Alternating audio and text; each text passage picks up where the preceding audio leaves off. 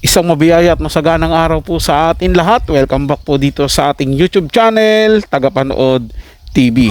Yari na Jillian White at Eman Baco sa ibinuking ni Bong Navarro sa It's Showtime. Yan po natin bibigyan ng comment, reaction, opinion sa araw na ito. Pero bago po tayo magpatuloy, nais ko lang po kayong imbitahan, lalo na po sa mga bago lang napadaan dito sa ating channel, na huwag po sana kalimutan na mag-subscribe at i-hit ang notification bell para updated po kayo sa mga bagong video na ilalabas natin. Kaya naman huwag na natin patagalin to. Simulan na po natin ang ating reaction video sa araw na to, mga tagapanood.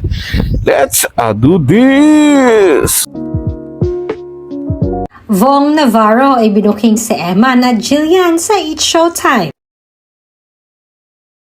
Hindi na nga napigilan ngayong araw ang napakaraming Jillman fanatics dahil na rin sa mga naging revelasyon ng dancer, actor at host ng It's Showtime na si Bong Navarro para kay Eman Barcosa Pacquiao.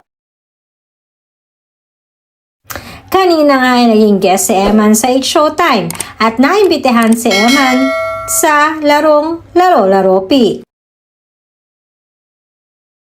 Walang arte-arte itong si Eman sa kanyang guesting at game na game siyang pinasayaw at pinaglaro ng mga It's Showtime host.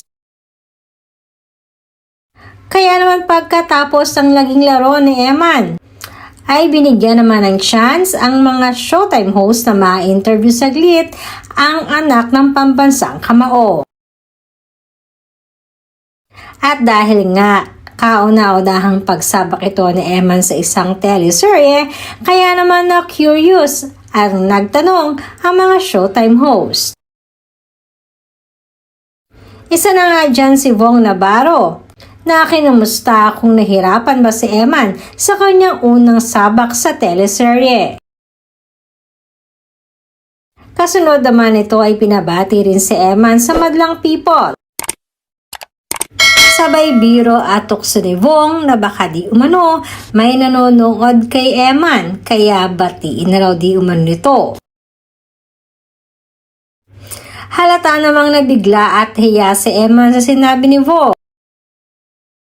Na pagkasabi nga ni Bong ay para bang alam na talaga ng madlang people kung sino nga ba ang tinutukoy ni Bong Navarro sa kanyang mga salita. Eman baka mamaya may nanonood sa'yo ngayon dito. Hello!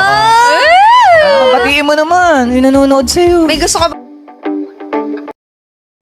Booking talaga sa mga host ng It's Showtime yung pagtitinginan ng nila Eman Bacosa at ni Jillian White. Maging sino man na yung narurumors na merong something, mga tagapanood, pag nag-guest talaga sa It's Showtime, panigurado, mabubuko talaga.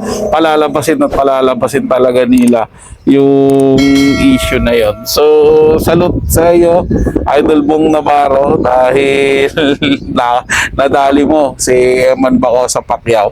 Well, sana lang yung mga ibang lumalabas na na issue kila Eman at Jillian, sana po hindi totoo yun. At sana maging going strong sila. Ngayon, kung hindi man, talagang hindi na sila nagkakaintindihan ngayon, at totoo yung rumors na parang wala lang yun, nagamit lang si Eman ni Jillian para mas umugong yung pangalan, o nagamit ni Eman si Jillian para umugong din ang pangalan, wala po tayong magagawa doon, mga tagapanood. Siyempre, ganyan naman po talaga sa showbiz diba? Kung sino yung mapansin, kung sino yung mapag-uusapan, talagang aangat yung pangalan. Pero sana lang hindi sila nagagamitan gaya ng mga sinabi ng mga ibang mga gumagawa ng content sa kanilang social media. Well, abangan na lang natin mga tagapanood kung anong nangyayari sa dalawang ito. Basta ako, suporta ako sa kanila, ano man ang journey nila sa buhay,